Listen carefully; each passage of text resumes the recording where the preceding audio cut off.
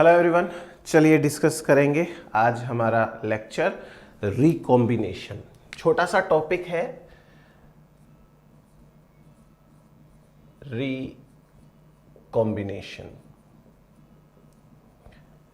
Recombination का simple मतलब होता है कि exchange of DNA segments between homologous chromosomes, उसको हमने रिकॉम्बिनेशन पढ़ा हुआ है।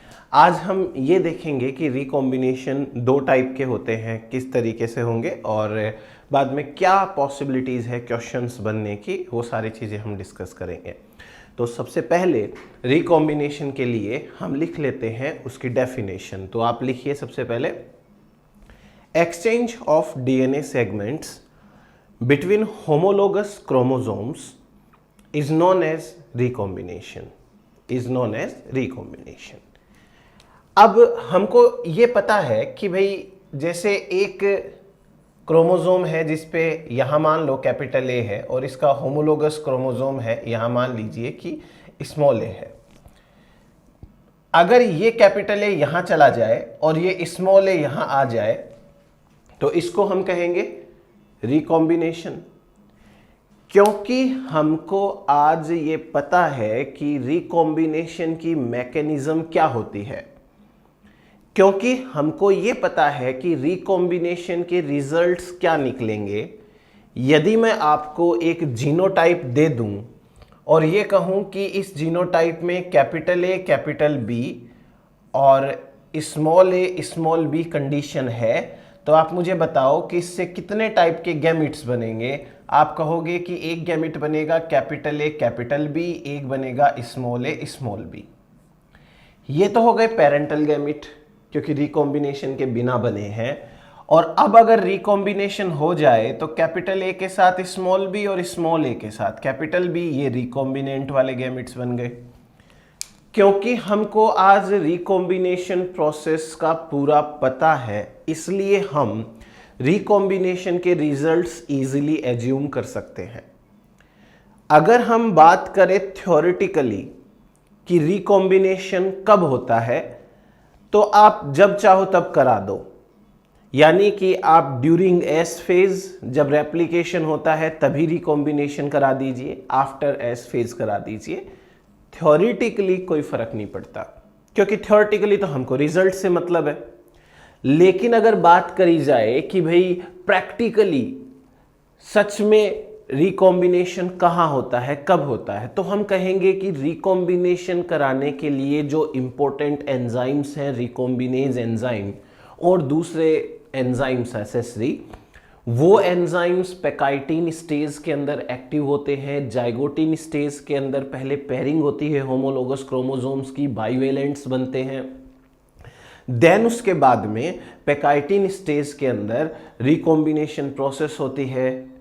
तो प्रैक्टिकली बात करें तब तो भाई पैकाइटिन स्टेज के अंदर, थ्योरेटिकली बात करें तो कभी करा दो, क्या फर्क पड़ता है। लिखिए, theoretically recombination can take place before, after or during S phase, before, after and during S phase, but cytologically, biochemically and genetically it takes place during prophase 1। prophase 1 के दौरान होगा। Now, recombination is of two types. Recombination is of two types. पहला इसे कहते हैं homologous recombination. Homologous recombination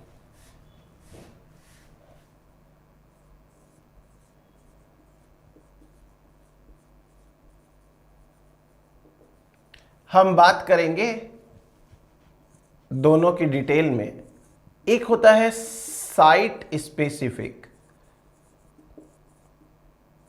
recombination.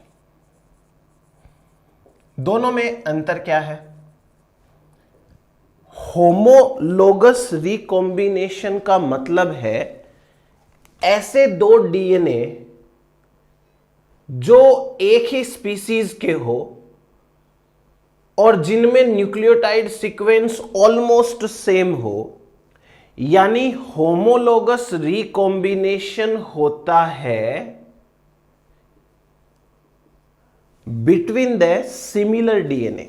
जैसे ये DNA भी ह्यूमन स्पीसीज का है, ये डीएनए भी ह्यूमन स्पीसीज का है, और साथ ही साथ ये दोनों डीएनए के सीक्वेंस ऑलमोस्ट सिमिलर है, तो ये दोनों डीएनए होमोलोगस है।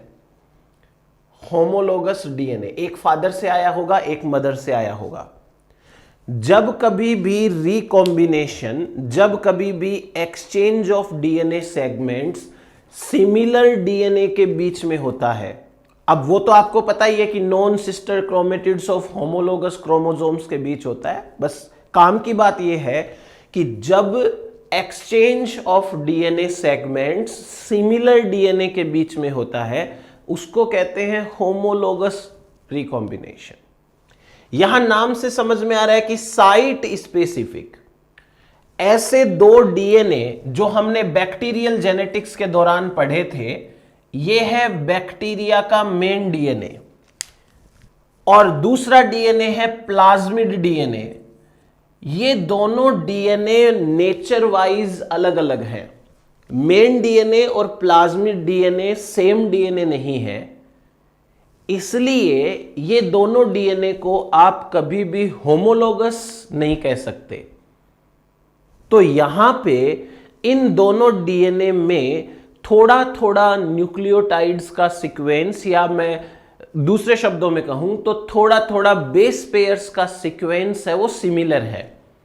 और ऐसे सिमिलर छोटे छोटे सीक्वेंसेस के बीच रिकॉम्बिनेशन होता है, तो उसे हम कहते हैं site specific recombination. In case of site specific recombination, जब रिकॉम्बिनेशन होता है तो एक्सचेंज ऑफ डीएनए नहीं होता। यहां एक्सचेंज ऑफ डीएनए नहीं होगा। ऐसा नहीं होगा कि मेन डीएनए का थोड़ा पार्ट प्लाज्मिड पे चला जाए, प्लाज्मिड का थोड़ा पार्ट मेन डीएनए पे आ जाए, नहीं।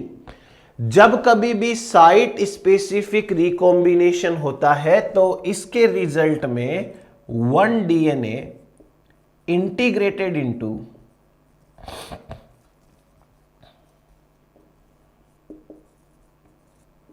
अनदर डीएनए, एक डीएनए दूसरे डीएनए के अंदर इंटीग्रेट हो जाता है तो एचएफआर बनती है, हमने देखा था। इसे कहते हैं साइट स्पेसिफिक रिकॉम्बिनेशन। अब हम पहले होमोलोगस रिकॉम्बिनेशन पढ़ेंगे और होमोलोगस रिकॉम्बिनेशन के दो टाइप्स पढ़ेंगे, उनको समझेंगे, फिर बाद में हम बात करेंगे आगे। तो आप हेडिंग डालो homologous recombination. Homologous recombination heading डालने के बाद लिखो homologous recombination is the exchange of DNA segments between two similar, bracket में लिखो homologous DNA molecules, DNA molecules. आगे लिखिए homologous recombination increases variations and it is also involved in DNA repair mechanism. It is of two types. It is of two types. पहला है single strand break.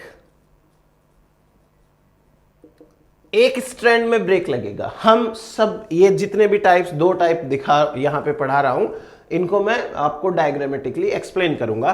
तो single strand break से अगर है तो इसके लिए हमको एक सिंपल सी स्ट्रक्चर देखने को मिलती है, हॉलिडे जंक्शन। तो one holiday junction is formed, एक हॉलिडे जंक्शन बनता है।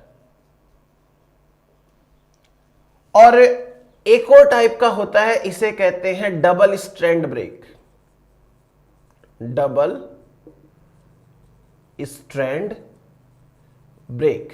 डबल स्ट्रैंड ब्रेक के अंदर दो हॉलिडे जंक्शन बनते हैं। अब मैं आगे डायग्राम से एक्सप्लेन कर दूंगा हॉलिडे जंक्शन क्या होते हैं। आप तो अभी लिखिए दो हॉलिडे जंक्शंस बनते हैं। तो एक तो है सिंगल स्ट्रैंड ब्रेक, एक है डबल स्ट्रैंड ब्रेक। एक में एक हॉलिडे जंक्शन बनता है, एक में दो हॉलिडे जंक्शन बनते हैं। तो कैसे होता है ये, आप पहली हेडिंग डालिए सिंगल स्ट्रैंड ब्रेक। हमारा पहला टाइप है single strand break homologous recombination. अब मैं इसके आपको स्टेप्स बता देता हूं, ठीक है। पहला स्टेप, जिन दोनों डीएनए के बीच में होमोलोगस रिकॉम्बिनेशन होना है वो दोनों डीएनए पहले पास पास आने चाहिए। इसलिए पहला स्टेप है pairing of homologous DNA, pairing of homologous DNA. और ये पेयरिंग कराने का काम एक एंजाइम करता है जिसका नाम है रैक ए, रिकॉम्बिनेशन ए, रैक ए। इससे आपको ये ऐसी कंडीशन देखने को मिलेगी, जैसे ये हो गया एक DNA, capital A capital B, capital A capital B, और इसका होमोलोगस डीएनए इसके सामने आ जाएगा। जैसे ये आ गया small A small B small A small B. तो ये हो गई पेयरिंग। पेयरिंग का मतलब ये हो गया कि भाई जिनके बीच में रिकॉम्बिनेशन होना है वो एक साथ आ गए। नाउ स्टेप नंबर 2, दूसरा स्टेप सिंगल स्ट्रैंड ब्रेक लगेगा। तो single strand break, single strand break.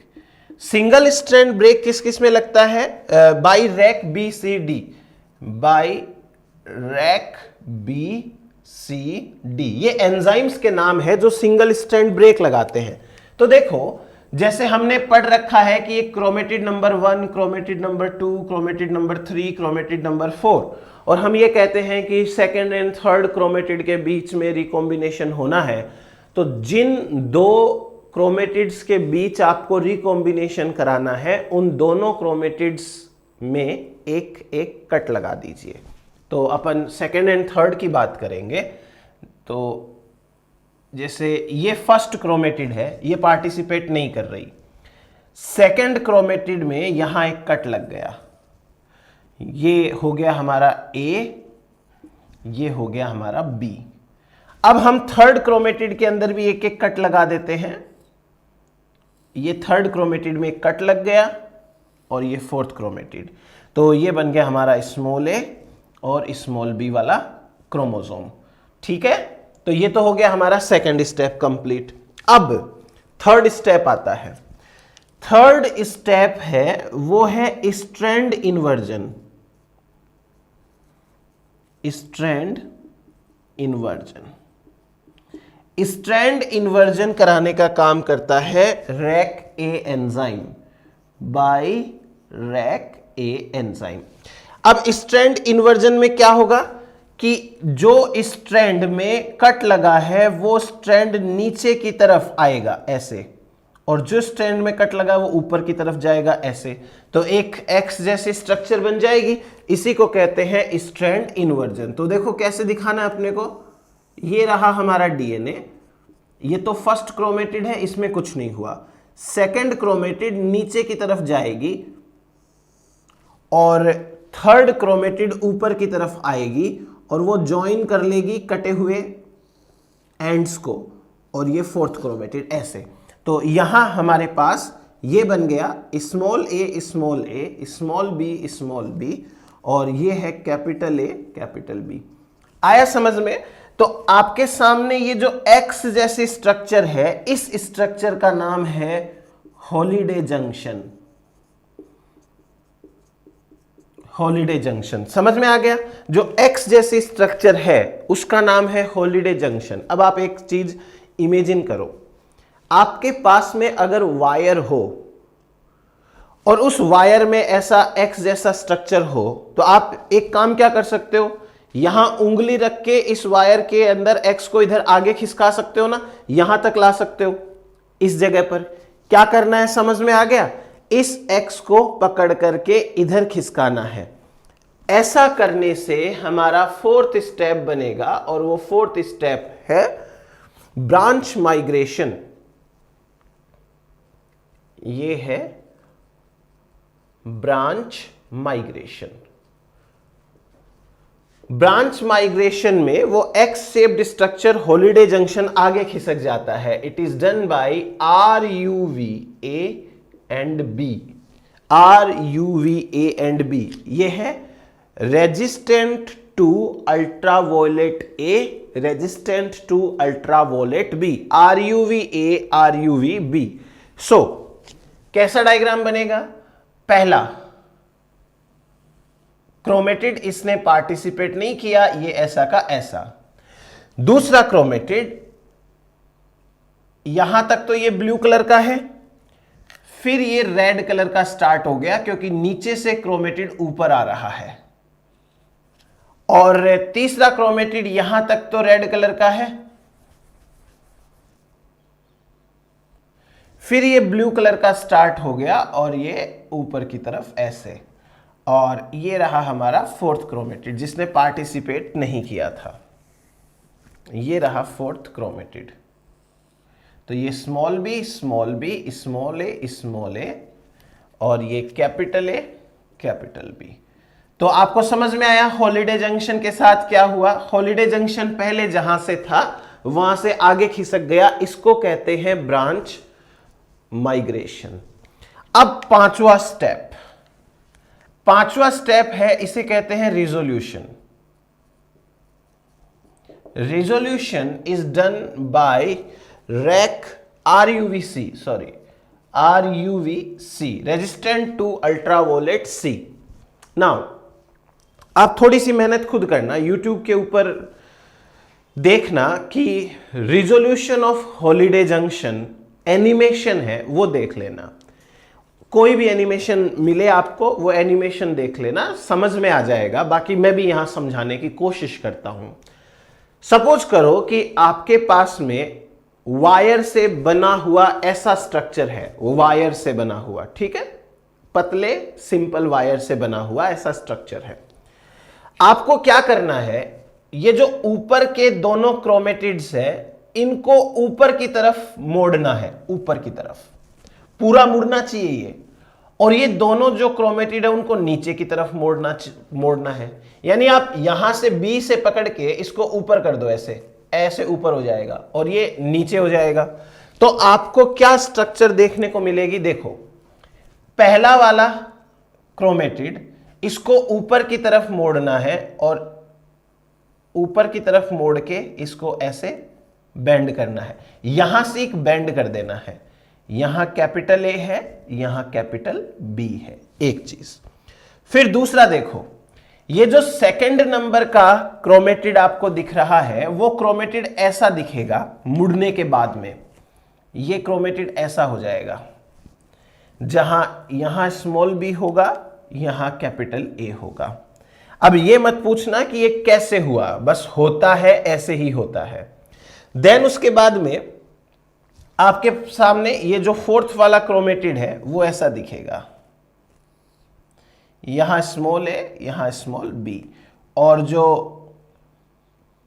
तीसरा क्रोमेटिड है वो आपको ऐसा दिखेगा, कैपिटल B। क्लियर? आपने जब इसको ऊपर की तरफ मोड़ा, इसको नीचे की तरफ मोड़ा, फिर एक बार फ्लिप करना है, घुमाना है इसको ताकि ये खुल जाए। रिजोल्यूशन करवाना बहुत जरूरी है। अब इतना होने के बाद सिर्फ एक स्टेप बचता है, वो क्या? इस स्ट्रक्चर में कट लगेगा। एक कट लगने के बाद में हमें यहां पर इन दोनों को जोड़ना है। यहां पर आएगा, ये वाला स्ट्रैंड उल्टा बना दिया मैंने,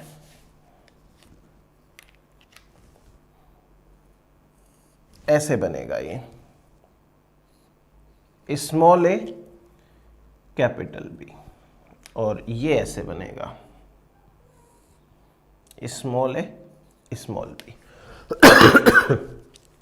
पहला क्रोमेटिड ये पूरा ब्लू कलर का, दूसरा क्रोमेटिड ये आधा ब्लू आधा रेड, तीसरा क्रोमेटिड ये वाला यहां पर स्मॉल ए कैपिटल बी, और चौथा chromatid small A small B वाला ये बन गया। हाँ अब सही है। इतना होने के बाद में क्या होगा कि ये दो क्रोमेटिड ऊपर जाएंगे, दो क्रोमेटिड नीचे जाएंगे, फिर एक फ्लिप हो जाएगा, इससे ये वाली स्ट्रक्चर बन जाएगी। अब यहां दो पॉसिबिलिटीज से कट लगते हैं। पहली पॉसिबिलिटी समझो, एक कट लगता है ऐसे सीधा फर्स्ट एंड फोर्थ क्रोमेटिड में, इसे कहते हैं वर्टिकल कट। ऐसे सीधा लग गया ना, वर्टिकल कट। अगर वर्टिकल कट लगता है तो ये स्ट्रैंड इसके साथ जुड़ जाता है, ये स्ट्रैंड इसके साथ जुड़ जाता है और दोनों क्रोमोसोम सेपरेट हो जाते हैं। अगर ऐसा होगा तो आपके सामने रिजल्ट है, देखो क्या बना, कैपिटल ए के साथ स्मॉल बी, ये रिकॉम्बिनेंट है, कैपिटल ए के साथ दूसरा स्मॉल बी, ये भी रिकॉम्बिनेंट है, स्मॉल ए के साथ ये कैपिटल बी, ये भी रिकॉम्बिनेंट है, स्मॉल ए के साथ ये कैपिटल बी, ये भी रिकॉम्बिनेंट है। इट मींस जब वर्टिकल कट लगते हैं तो रिकॉम्बिनेंट्स बनते हैं। वापस से एक बार एक्सप्लेन करता हूं, देखो हमारे पास में हॉलिडे जंक्शन के रिजोल्यूशन के बाद ये स्ट्रक्चर सामने आई।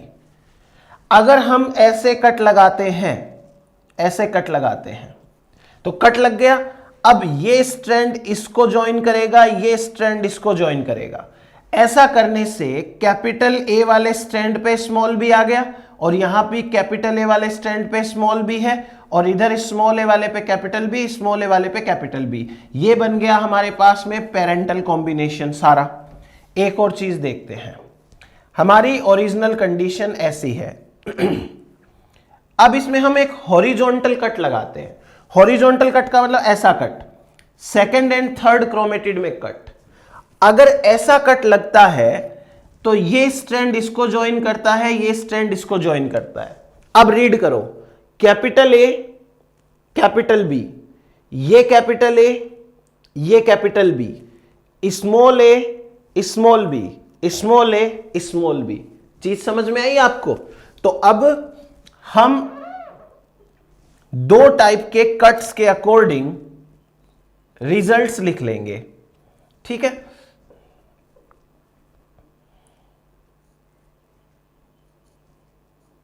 इस तरीके की स्ट्रक्चर हमारे सामने थी। ऐसे लिखो, अगर ये कट लगता है इस तरीके का, इसे कहते हैं वर्टिकल कट, और वर्टिकल कट से रिकॉम्बिनेंट बनते हैं। अगर ये कट लगता है इसे कहते हैं हॉरिजॉन्टल कट, और हॉरिजॉन्टल कट से क्या बनते हैं? Parental combination. तो इसे हम कहते हैं होमोलोगस रिकॉम्बिनेशन, जो सिंगल स्ट्रैंड में ब्रेक होने की वजह से बना है। आ गई बात समझ में आप लोगों को? तो ये है हमारे पास में सिंगल स्ट्रैंड में रिकॉम्बिनेशन, सिंगल स्ट्रैंड कट की वजह से, ब्रेक की वजह से रिकॉम्बिनेशन। इसका एक बार रेजोल्यूशन का वीडियो आप YouTube पे देखना, एनिमेशन देख लेना, अच्छे से समझ में आ जाएगा। YouTube के ऊपर सर्च करना हॉलिडे जंक्शन रिजोल्यूशन, आपको दोनों ही बता देंगे, वो डबल स्ट्रैंड भी बता देंगे, सिंगल स्ट्रैंड भी बता देंगे, तो ठीक रहेगा थोड़ा सा ना, देख लेना। चलो अब बात करते हैं डबल स्ट्रैंड ब्रेक की। जब हम डबल स्ट्रैंड में ब्रेक लगाते हैं तब कैसे हमको प्रोसीड करना है, देखिए।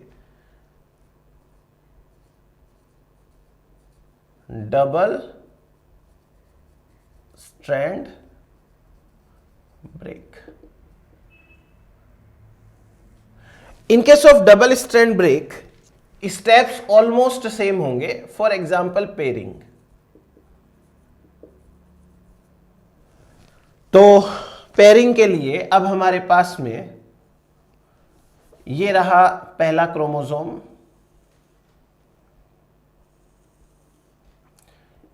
Capital A capital B capital A capital B,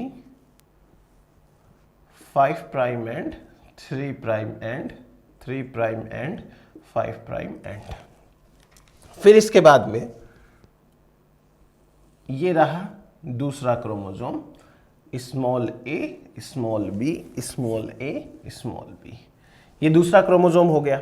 इसमें भी ये 5 प्राइम एंड, ये 3 प्राइम एंड, ये 5 prime end, 3 prime and.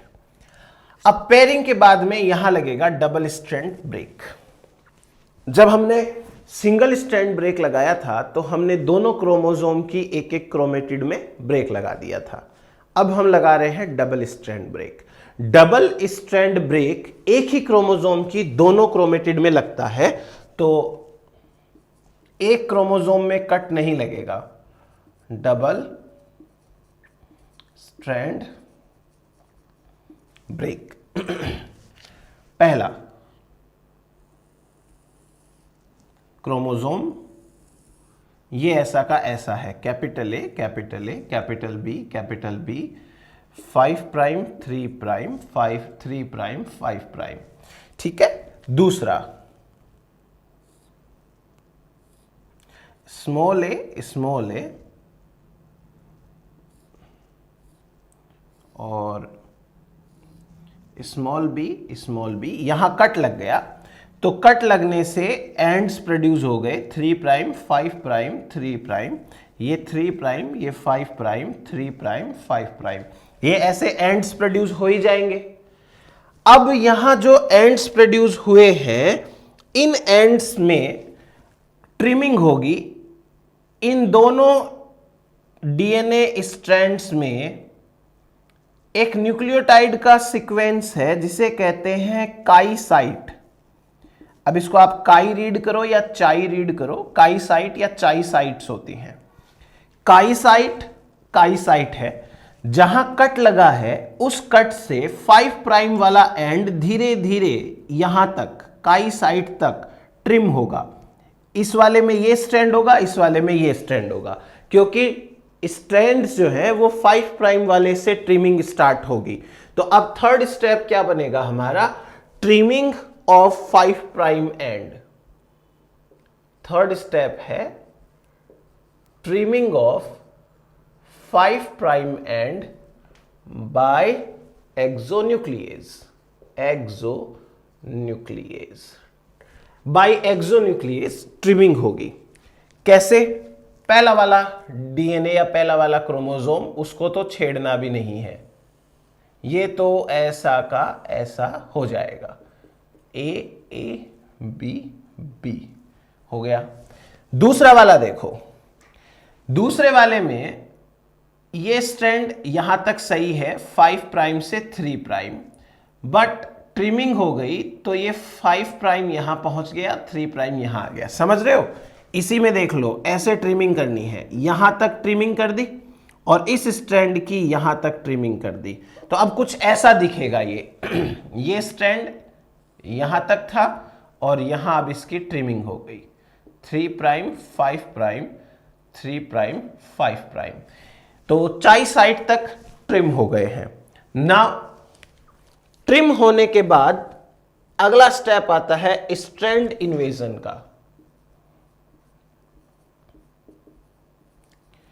Strand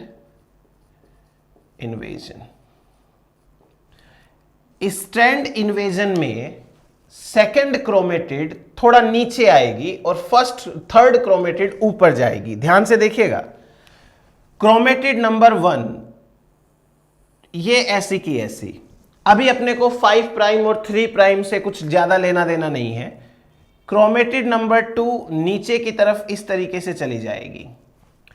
chromatid number 3 ये थोड़ा ऐसे ऊपर की तरफ चली जाती है। क्रोमेटिड उसके बाद में फोर्थ है, वो ऐसी थी, आपके सामने है फोर्थ वाली ऐसे। ठीक है। अब क्या होता है कि ये जो थर्ड क्रोमेटिड, ये जो सेकंड क्रोमेटिड है, ये सेकंड क्रोमेटिड ऊपर की तरफ आई है। ठीक, सॉरी नीचे की तरफ आई है सेकंड क्रोमेटिड। सेकंड क्रोमेटिड के सामने यहां कॉम्प्लीमेंट्री सीक्वेंस बनते हैं। कॉम्प्लीमेंट्री सीक्वेंस बनेंगे तो ये डीएनए वापस सही बन जाएगा पूरा ऐसे, और यहां पर भी कॉम्प्लीमेंट्री सीक्वेंस बनेंगे, तो यहां कॉम्प्लीमेंट्री सीक्वेंस बनने से ये भी स्ट्रैंड पूरा का पूरा बन जाएगा। ठीक, फिर ये नीचे की तरफ आके ज्वाइन कर लेगा, तो इससे क्या होगा, यहां 2x जैसी स्ट्रक्चर बन जाएगी। तो आप पहले तो पहला वाला डायग्राम बना लीजिए, फिर ये वाला डायग्राम बना लीजिएगा। ठीक है, मैं वापस से इसको एक बार ढंग से बना देता हूं।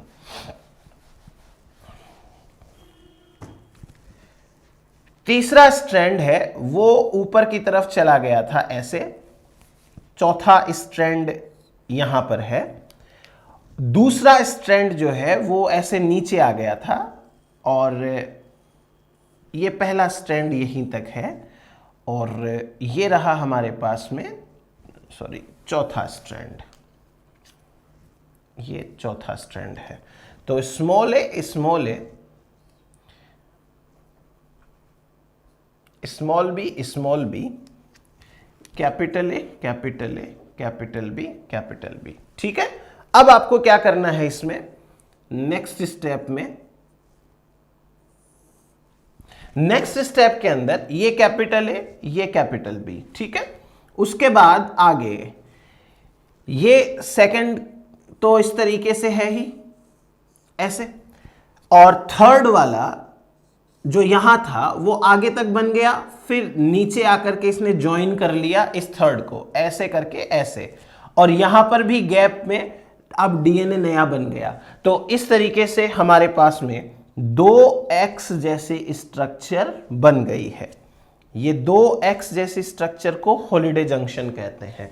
नाउ आगे वाला स्टेप वापस से वही आएगा, ब्रांच माइग्रेशन का। ब्रांच माइग्रेशन में दोनों हॉलिडे जंक्शन किनारों पे पहुंच जाएंगे, थोड़ा और इधर की तरफ और इधर की तरफ पहुंच जाएंगे। तो वैसे बना देते हैं,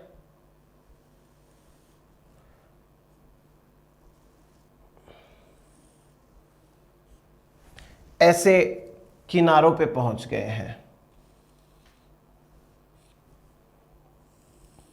यहां पे इस तरीके से पहुंच गए हैं।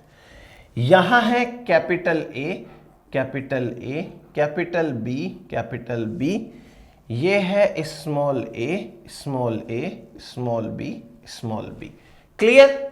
अब मेरी बात ध्यान से समझना, यहां बस सिर्फ कट लगने बाकी है, तो नेक्स्ट स्टेप के अंदर रिजोल्यूशन होगा। रिजोल्यूशन, कट्स लगेंगे और ये ब्रेक होगा। नाउ क्योंकि यहां पर 2 हॉलिडे जंक्शंस हैं, तो यहां 4 तरीके से कट लगेंगे। पहला कट, फर्स्ट हॉलिडे जंक्शन के अंदर वर्टिकल कट लगे, इसमें भी वर्टिकल कट लगे। फर्स्ट में वर्टिकल लगे, इसमें हॉरिजॉन्टल लगे। फर्स्ट में हॉरिजॉन्टल लगे, सेकंड में भी हॉरिजॉन्टल लगे। फर्स्ट में हॉरिजॉन्टल हो, सेकंड में वर्टिकल हो। 4 टाइप के कट्स पॉसिबल हैं। कौन कौन से कट्स पॉसिबल हैं? पहला वर्टिकल कट, दूसरा वर्टिकल हॉरिजॉन्टल कट, तीसरा हॉरिजॉन्टल वर्टिकल कट,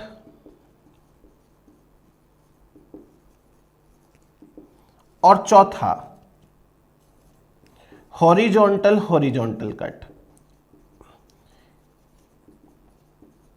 दोनों कट साइड्स में ये 4 पॉसिबिलिटीज के साथ में कट लग सकते हैं। फिर आपको खाली याद रखना है, यदि वर्टिकल कट लगे तो पेरेंटल कॉम्बिनेशन बनेगा, और हॉरिजॉन्टल लगेगा तो भी पेरेंटल बनेगा। इसका मतलब क्या हुआ, याद रखना इजी है, दोनों साइट्स में, दोनों हॉलिडे जंक्शन में सेम कट लगेंगे तो बनेगा पेरेंटल, और दोनों में डिफरेंट लगेंगे, जैसे एक में वर्टिकल एक में हॉरिजॉन्टल, एक में हॉरिजॉन्टल एक में वर्टिकल, तो बनेंगे रिकॉम्बिनेंट। तो ये होमोलोगस रिकॉम्बिनेशन के अंदर होता है ऐसा। समझ में आया ये कैसे करना है? देखो थोड़ा सा डायग्राम भी ऐसे ही बनेंगे हाथ से, और आप 3D के अंदर देख लेंगे तो एक बार एनिमेशन में ये ज्यादा अच्छे से समझ में आते हैं टॉपिक्स। तो पेयरिंग होगी, पेयरिंग होने के बाद में एक ही डीएनए के अंदर कट लगेगा, उसके बाद में ये ट्रिमिंग होगी, ट्रिमिंग के बाद में स्ट्रैंड इन्वर्जन होगा, स्ट्रैंड इन्वर्जन के बाद नए स्ट्रैंड का सिंथेसिस होगा एंड देन ब्रांच माइग्रेशन, और ये कट्स लगेंगे। कट्स का याद रखना है, दोनों सेम कट हो, वर्टिकल वर्टिकल, हॉरिजॉन्टल हॉरिजॉन्टल, तो पेरेंटल, एक हॉरिजॉन्टल एक वर्टिकल या एक वर्टिकल एक हॉरिजॉन्टल हो तो recombinant.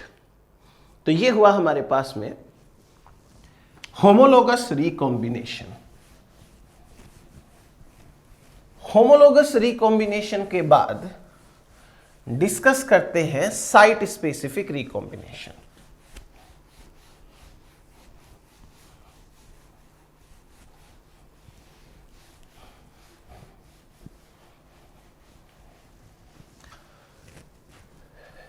In case of site specific recombination,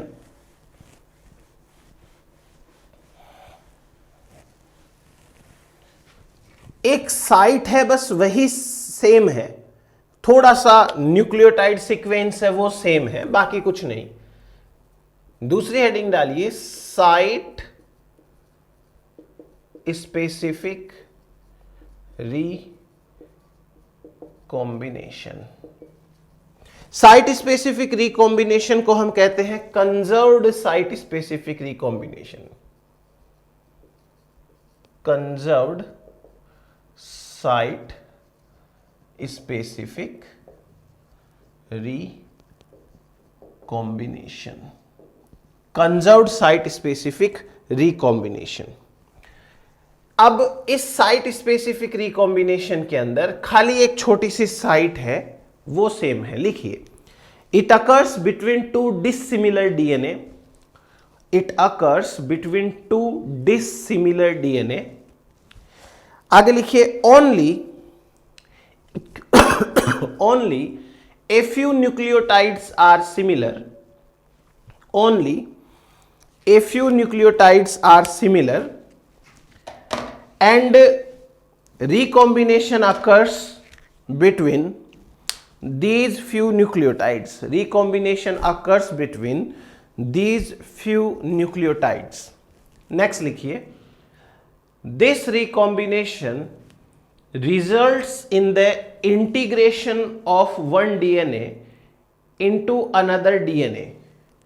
It does not involve the exchange of DNA segments। आगे लिखिए इसके अंदर कि the specific site is known as LOXP site। कुछ नहीं है, न्यूक्लियोटाइड का सीक्वेंस है, इसको कहते हैं LOXP साइट। LOXP साइट का मतलब है locus of x over P, LOXP site. Next line लिखिए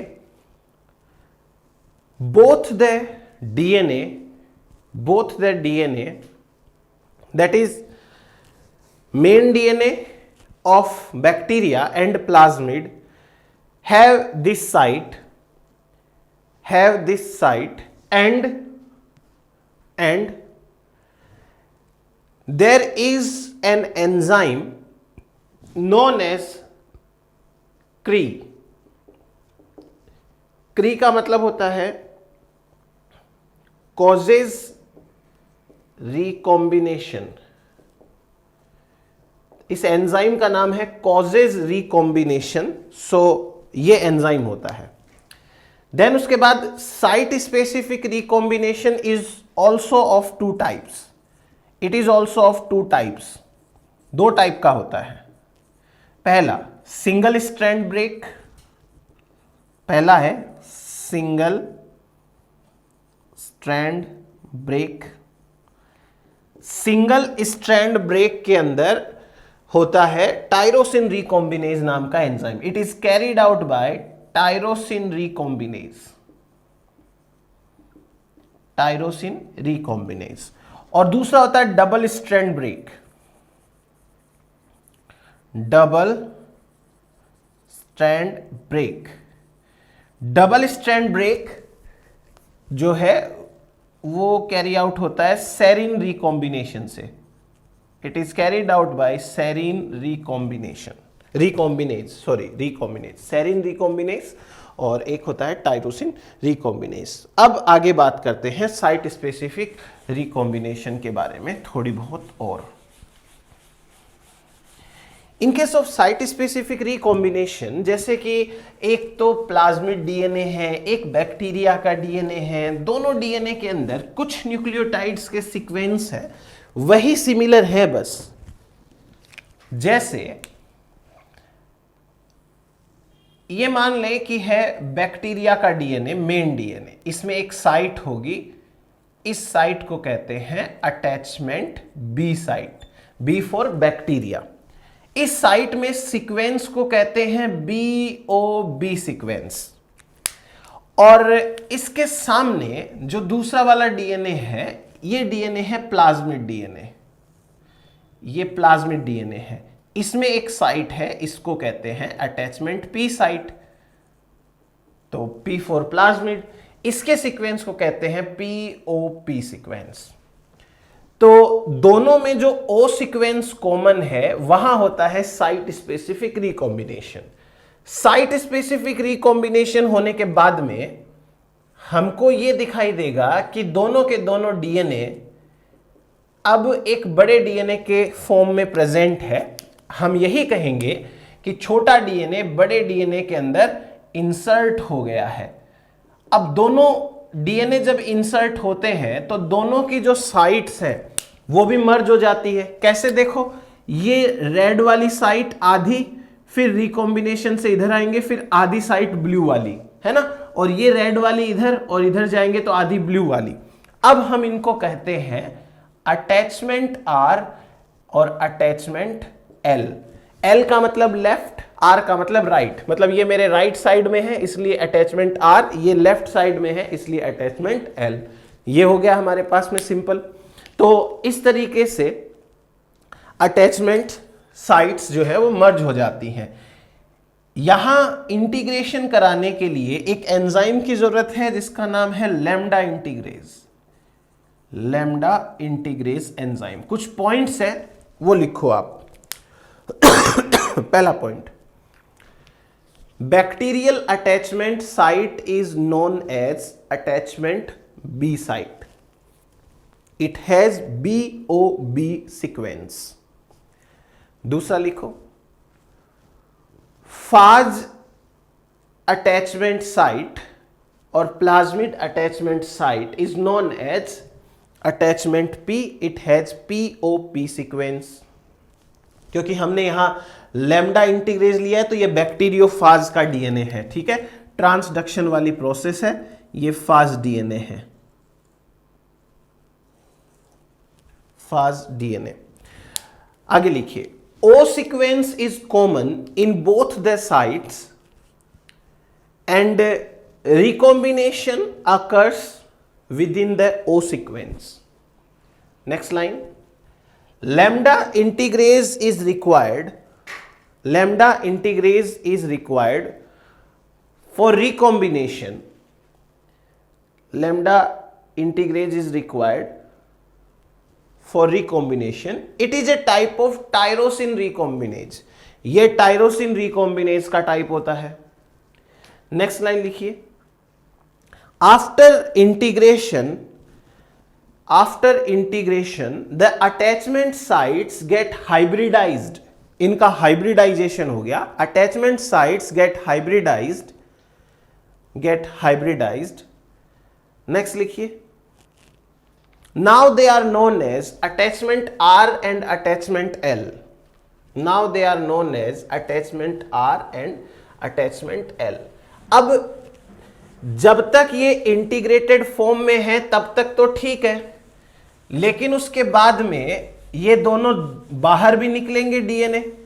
तो जब ये डीएनए बाहर निकलते हैं तो उसके लिए एक एंजाइम की जरूरत है, उसका नाम है एक्सीशन एंजाइम, मतलब एक्सीशन कराने के लिए एक एंजाइम की जरूरत है, और ये एक्सीशन कराने वाला एंजाइम खुद उस फाज के पास में प्रेजेंट है। लिखिए, एक्सीशन of excision of fast DNA need another recombinase enzyme,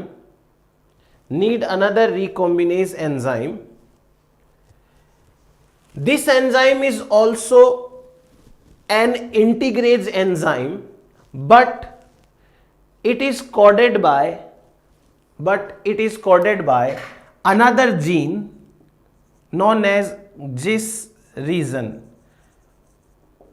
एक लैम्डा फाज का डीएनए होता है, उसके अंदर कई सारे रीजन्स होते हैं, जब हम फाज पढ़ेंगे तब मैं बताऊंगा आपको। तो ये तो एक बार ऐसे छोटी मोटी बातें हैं। अब हम पढ़ते हैं एक सिस्टम बहुत बढ़िया सा, जहां से एग्जाम में क्वेश्चंस आते हैं, क्रीलॉक सिस्टम। ये थोड़ा इंपॉर्टेंट है, सीरियस होकर के पढ़ लेना। क्रीलॉक्स सिस्टम, क्रीलॉक सिस्टम के अंदर क्या क्या होता है देखो। मैंने पहले बताया क्री का मतलब है causes recombination enzyme, locks site का नाम है locus of x over P, ये साइट का नाम है। अब ये जो क्रीलॉक सिस्टम है, ये एक ऐसी टेक्निक है जिससे कि हम किसी डिजायर्ड जीन को टारगेट साइट में इंसर्ट करा सकते हैं, किसी जीन को बाहर निकलवा सकते हैं, किसी जीन को उल्टा कर सकते हैं, यानी इन्वर्जन कर सकते हैं। हमें बस और बस खाली उन साइट्स का ध्यान रखना है, साइट के सीक्वेंस का ध्यान रखना है। अभी बताऊंगा मैं आपको। पहले आप एक लाइन लिखिए, it is a site specific recombination technology which is used to carry out deletion, translocation, insertion and inversion at specific site in DNA, It can be used in eukaryotes and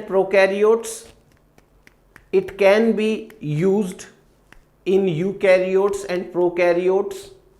Next लिखिए, this system is consist of a single enzyme, Cre enzyme, and it works upon a sequence known as LOXP site. अब आराम से समझते जाइए। Case one के अंदर हमारा मकसद है कि हम इंसर्शन कराएं या ट्रांसलोकेशन कराएं। ट्रांसलोकेशन का मतलब होता है अलग जगह पे इंसर्ट कराना, और इंसर्शन का मतलब है इंसर्शन कराना। नाउ, तो जब आपको इंसर्शन कराना है या ट्रांसलोकेशन कराना है तो उसके लिए कंडीशन है। कंडीशन क्या है? कंडीशन ये है कि 2 LOXP sites should be present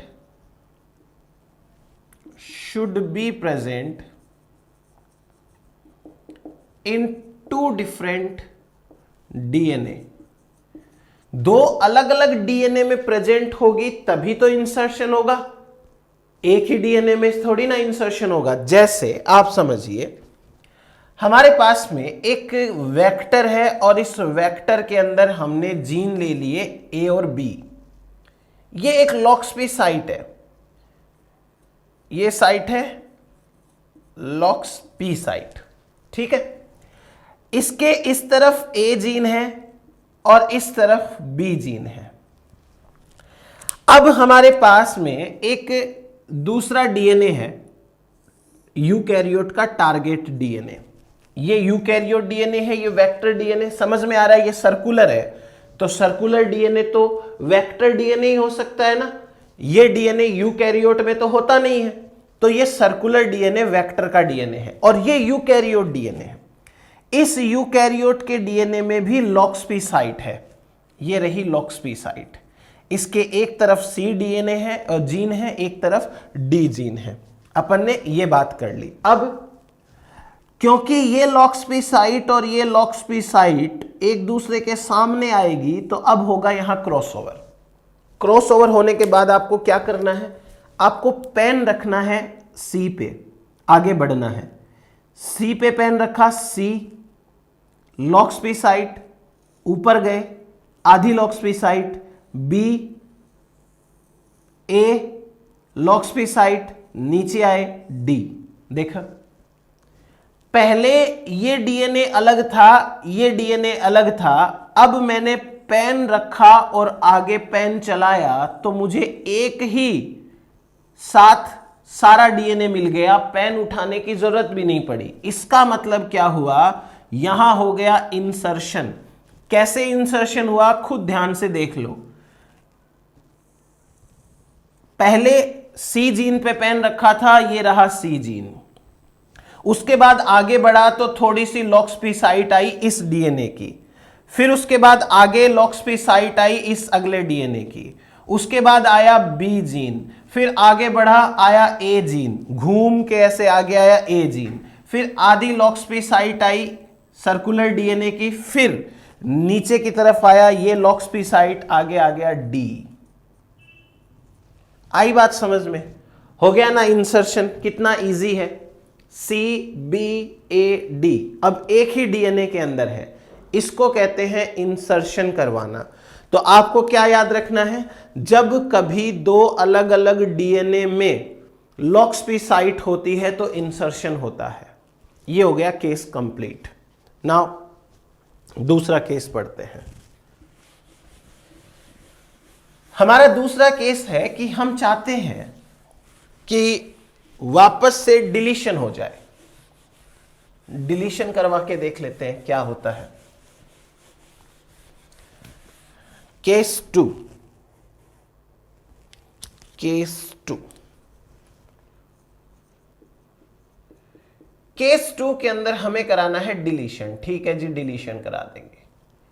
deletion के लिए कंडीशन क्या रखनी पड़ेगी, कंडीशन रखनी पड़ेगी हमें व्हेन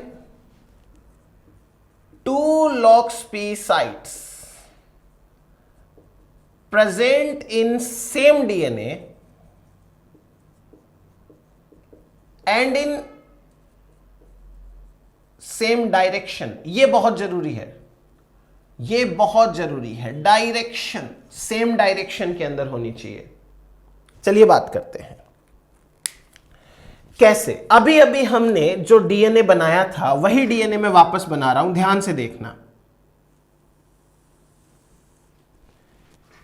ध्यान से देखिए इसको। ये डीएनए है, यहां पर मेरे पास में सी जीन था, ठीक है। इसके बाद में लॉक्स पी साइट थी, इसके पास में मान लो बी जीन था, उसके आगे ए जीन था, फिर वापस लॉक्स पी साइट थी, फिर डी जीन था। यही था ना। अब मैंने कहा कि दोनों locks P site same direction में होनी चाहिए, यानी कि यदि ये लॉक्स पी साइट का बेस पेयर का सीक्वेंस जैसे 1 2 3 4 5 6 है, तो इसका भी 1 2 3 4 5 6 होना चाहिए। या फिर इस बेस पेयर साइट का सीक्वेंस ऐसे है 6 5 4 3 2 1, तो इसका भी 6 5 4 3 2 1 होना चाहिए।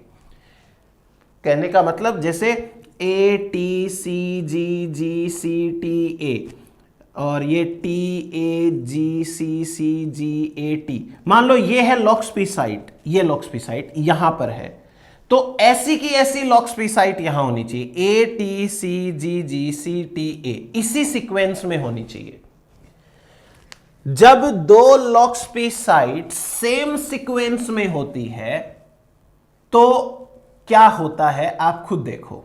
अब मैं आपके सामने दो एरो बना देता हूं, ये ऐसे, यानी कि ये लॉक्स पी साइट इस डायरेक्शन में है और ये लॉक्स पी साइट भी इसी डायरेक्शन में है, क्योंकि हमको क्या चाहिए, सेम डायरेक्शन के अंदर चाहिए। क्लियर। फिर इन दोनों लॉक्स पी साइट में रिकॉम्बिनेशन कराना है। तो रिकॉम्बिनेशन कराने के लिए दोनों लॉक्स की साइट एक दूसरे के सामने आनी चाहिए, एक दूसरे के सामने। इन दोनों को एक दूसरे के सामने लाना है, तो अब इसके लिए इस डीएनए को मोड़ना पड़ेगा। ये जो डीएनए है ना, इसको मोड़ के ऐसे घुमा के इसके सामने लाएंगे। देखो कैसे लाएंगे, समझो। सबसे पहले इस डीएनए को आधा ऊपर की तरफ मोड़ दो, ऐसे। आपको खुद को समझ में आ जाएगा। सी, ये लॉक्स पी साइट इस डायरेक्शन में, फिर बी, उसके बाद में ये ए इधर आ गया, और ये लॉक्स पी साइट ऐसे हो गई, और ये डी हो गया। ठीक है, इतना समझ में आया? आधा मोड़ दिया। अब इस डीएनए को और इधर मोड़ दो। ठीक है, इधर मोड़ देते हैं, मैं आगे बना देता हूं।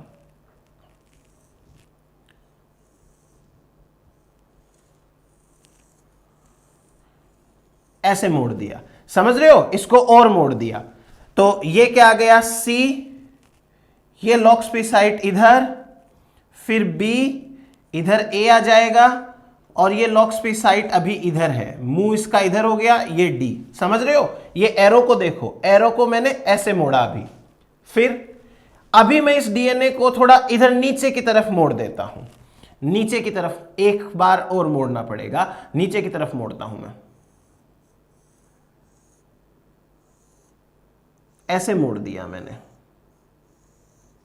देखो, सी की जगह सी, ये लॉक्स पी साइट पहली अपनी जगह पे, ये बी, उसके बाद में यहां आ गया ए, ये लॉक्स पी साइट नीचे आ गई, और ये आ गया डी। अभी तो इतना हुआ, समझ में आया ये कैसे मोड़ा मैंने? अब लास्ट एक टर्न और इसको नीचे की तरफ उधर खिसका देते हैं, ताकि ये एरो दोनों एक दूसरे के सामने आ जाए। तो देखना अभी कैसे मोड़ा मैंने, देखना। ये रहा सी बी वाला, उसके बाद में ये डीएनए इतना था, इसको आगे और मोड़ दिया।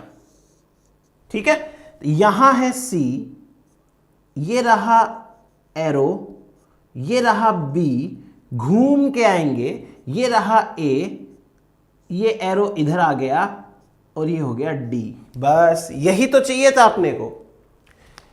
पहले सीधा था, उसको पहले ऊपर मोड़ा आधा, फिर और एक टर्न, फिर और एक टर्न, फिर और एक टर्न मोड़ा, ये हो गया। अब आप आराम से क्रॉस कराओ। क्रॉस कराने के बाद क्या करना है आपको सबको पता है। पेन रखो सी के ऊपर, सी पे पेन रख के आगे बढ़ो। सी, आधी लॉक्स पी साइट नीचे, आधी लॉक्स पी साइट डी। अब पेन उठाना पड़ेगा ना, आगे तो चला नहीं सकते। पेन उठा लिया, तो ये तो हो गया हमारे पास में सी, लॉक्स पी साइट डी। और अब दोबारा पेन रखो, आधी लॉक्स पी साइट बी या ए पे पेन रखो। ए, लॉक्स पी साइट ऊपर गए, आधी लॉक्स पी साइट बी, ये घूम के आ गए वापस ए, मतलब वापस से सर्कुलर डीएनए बन गया। और इस सर्कुलर डीएनए के अंदर यहां ए आ गया, यहां लॉक्स पी साइट आ गई, यहां बी आ गया। ये लो, देखो ए और बी जीन वापस निकल गए बाहर, ये दोनों डीएनए सेपरेट हो गए ना। ये डीएनए अब अलग है, ये डीएनए अलग है, दोनों डीएनए वापस सेपरेट हो गए। पहले भी तो ऐसा ही था। तो आपको क्या याद रखना है, जब कभी भी आपको डिलीशन कराना है तो दोनों लॉक्स पी साइट को सेम डायरेक्शन में रखना है। और एक चीज आपके सामने अभी डायग्राम बना हुआ है, खुद देखो। अगर हमने दोनों लॉक्स पी साइट के बीच में ए और बी जीन को रखा तो लास्ट में ए और बी जीन बाहर निकल गए, और लीनियर डीएनए पहले भी सी डी वाला था, अभी भी सी डी वाला है। इसका मतलब जितने सेगमेंट को बाहर निकालना है, डिलीट करवाना है, उतने सेगमेंट के दोनों तरफ लॉक्स पी साइट रख दो। हम कहेंगे कि हमको ए बी को डिलीट कराना है। अगर ए और बी को डिलीट कराना है तो लॉक्स पी साइट को ए और बी के दोनों तरफ रखो, या यूं कह दो, अगर आपको ए और बी को डिलीट कराना है तो ए और बी को दो लॉक्स पी साइट के बीच में रख दो, वो बाहर निकल जाएंगे। क्लियर हो गया ये? अब लास्ट केस पढ़ते हैं। लास्ट केस है केस 3। इन्वर्जन कराना है, उल्टा कराना है अपने को। ठीक है, उल्टा भी करा देंगे। उल्टे कराने के लिए दोनों locks P sites opposite direction में होनी चाहिए। अपोजिट डायरेक्शन होगी तो उल्टा हो जाएगा। देखते हैं कैसे।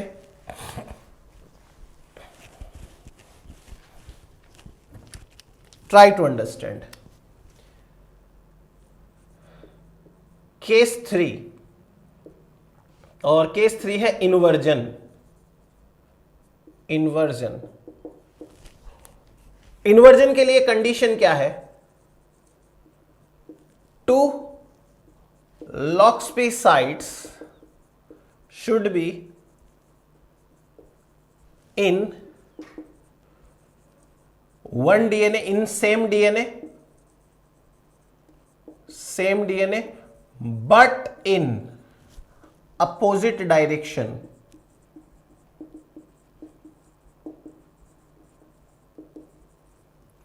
But in opposite direction, ये याद रखो आप। चलो वापस से वही बात करते हैं डीएनए की। ये रहा हमारा डीएनए, ध्यान से देखना, ये डीएनए है। इस डीएनए में यहां सी जीन है, ये लॉक्स पी साइट है, यहां बी जीन है, यहां ए जीन है, यहां लॉक्स पी साइट है, यहां डी जीन है। ठीक है, यही था अभी तक चल रहा था। ठीक, अब मैंने एक साइट की डायरेक्शन ये रख दी और एक साइड की डायरेक्शन ये रख दी। इसको कहते हैं अपोजिट डायरेक्शन, एक दूसरे के अपोजिट। जैसे ये है 1 2 3 4, तो ये है 4 3 2 1। या आप ऐसा भी कर सकते हो कि इस साइड को इधर रखो, इसका मुंह इधर कर दो, इसका मुंह इधर कर दो। तो आप दोनों में से कोई भी एक कंडीशन ले लो। ये दोनों अपोजिट है, ये दोनों भी अपोजिट है, बाकी आपकी मर्जी है आपको कैसे अपोजिट लेनी है। ठीक, अब दोनों लॉक्स पी साइट के बीच में रिकॉम्बिनेशन तब होगा जब दोनों एक दूसरे के सामने आएगी, और सामने आने के लिए दोनों सेम एक दूसरे के सामने आनी चाहिए। तो बस बहुत इजी है, क्या करना है देखो, डीएनए को पहले नीचे की तरफ बेंड करो। ध्यान से देखना, ये लिया मैंने डीएनए और ये मैंने नीचे की तरफ बेंड कर दिया।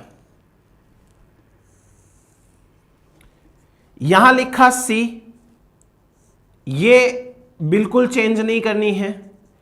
यहां लिखा बी, अब ए है वो ऐसे लिखा जाएगा। ये आ गया डी, सॉरी एरो, और जो डी है मैं इसको ऐसे लिख दूं, ये डी है। ऐसे हो गया। एक बार और मोड़ दो, ज्यादा मोड़ने की जरूरत नहीं, एक बार और मोड़ोगे तो ये इसके सामने आ जाएगा। ये रहा सी बी वाला सेगमेंट और ये रहा ए बी वाला, ए डी वाला सेगमेंट। बिल्कुल जरूरत नहीं है ज्यादा मोड़ने की, ऐसे मोड़ दो। सी अपनी जगह पे है, अपनी जगह पे रहने दो। लॉक्स पी साइट अपनी जगह पे है, पहली अपनी जगह पे रहने दो। बी अपनी जगह पे है, अपनी जगह पे रहने दो। अगर आपने इसको मोड़ा तो ए उल्टा हो जाएगा एक बार, और ये लॉक्स पी साइट अब इसी डायरेक्शन में आ जाएगी। डी है, इसको भी उल्टा कर दो। समझ में आया? मोड़ना है बस, और कुछ नहीं करना। अब ये दोनों लॉक्स पी साइट के बीच रिकॉम्बिनेशन पॉसिबल है, रिकॉम्बिनेशन करा सकते हैं। Now try to understand. पहले सी डीएनए के साथ ए डीएनए, ठीक है। अब ऐसे समझो, ये सी, इसके साथ में ये ए डीएनए, सी ए, उसके बाद में बी डी, उसके बाद में बी और डी। कंडीशन तो ये बनेगी ना, मतलब क्रॉस में यही तो हुआ ना, सी ए बी डी। अब मुझे इस डीएनए को खोलना है। खोलूंगा कैसे? सीधी सी बात है, इसको पकड़ता हूं और इसको पकड़ करके मैं ऊपर लेके जाता हूं और ऊपर लेके जाके इसको ऐसे सीधा खोल देता हूं। कोई बड़ी बात नहीं है, सिंपल सी चीज करनी है अपने को। तो ट्राई टू अंडरस्टैंड क्या करना है। अभी मैंने ऐसे लिखा, ये जो डी वाला है ना, इस डी को मैं पकड़ के ऊपर ले गया एक बार, ऐसे समझो। ये आ गया मेरे पास में ऊपर डी, ठीक। ये रहा बी, ये रहा ए, और ये सी जो है वो नीचे आ गया। क्लियर? आ रही है मेरी बात समझ में? मैंने इस धागे को पकड़ के सिर्फ ऊपर किया है। अगर मैं इस धागे को पकड़ के ऊपर करता हूं, ऐसे समझो, ये धागा ऊपर कर दिया मैंने, बाहर निकाल लिया ऐसे। सॉरी, डी तो उल्टा था ना, ये डी ऐसे कर दिया मैंने, बाहर निकाल दिया। अब इसको सीधा कर दो। सीधा करते ही क्या होगा? सीधा करते ही सी तो सी अपनी जगह है, ए का ए अपनी जगह रहेगा। इसको सीधा करोगे तो बी हो जाएगा उल्टा और डी हो जाएगा सीधा।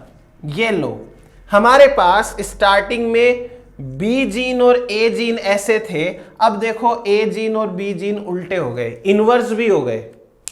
ए इधर आ गया, बी उधर चला गया। आया बात समझ में? तो क्या करना है, जिन डीएनए को इनवर्स करना है उसको दो लॉक्स पी के बीच में रखो और दोनों की डायरेक्शन सेम अपोजिट रखो, हो जाएगा इन्वर्जन। तो बस इतना सा केस होता है हमारे पास में। तो ये इन्वर्जन से रिलेटेड चीजें हैं। दो लॉक्स पी साइड्स को एक दूसरे के अपोजिट रखना है और अपोजिट रख करके बस इन्वर्जन करा देना है। जिस सेगमेंट को आप इन्वर्स कराना चाहते हो उस सेगमेंट को इन्वर्स करा दो। चलो अब मेरे को क्वेश्चन के जवाब दो। जैसे एक डीएनए है, दूसरा डीएनए है, तीसरा डीएनए है, चौथा डीएनए है, पांचवा डीएनए है। पहला, दूसरा, तीसरा, चौथा, पांचवा। Try to understand. सीक्वेंस है A B C D E, A B C D E, A B C D E, A B C D E, A B C D E. अब मेरे को बताओ, पहले वाले डीएनए के अंदर मैंने दो लॉक्स पी साइट ऐसे रखी, दूसरे वाले डीएनए में ऐसे रखी, तीसरे वाले डीएनए में ऐसे रखी, चौथे वाले डीएनए के अंदर मैंने ऐसे रख दी और पांचवे वाले डीएनए में मैंने ऐसे रख दी। अब आप कमेंट करके बताओ कि इन पांचों डीएनए में क्या चेंज आएगा, कौन से सेगमेंट का चेंज आएगा, डिलीशन होगा या फिर यहां इन्वर्जन होगा या इंसर्शन होगा, क्या होगा? ये आपके लिए टास्क है और आप इसको कमेंट करके बताओगे। तो चलो, बहुत बहुत शुक्रिया अपना लेक्चर सीरीज देखने का। मिलते हैं नेक्स्ट लेक्चर के अंदर। चलिए, तो आप इतना देखिए, इनका कमेंट करके मेरे को बताना जरूर। इससे ज्यादा कुछ क्वेश्चन नहीं आते इसके अंदर से। या तो वो ये पूछेंगे कि भाई हमको, आपको बोल देंगे कि हमें ए बी सी डी में से बी सी डी को डिलीट करना है, क्या करें? या आपको डायग्राम देके बोलेंगे बताओ ऐसा है, बताओ क्या होगा। तो आप इतना कर लेना, ठीक है।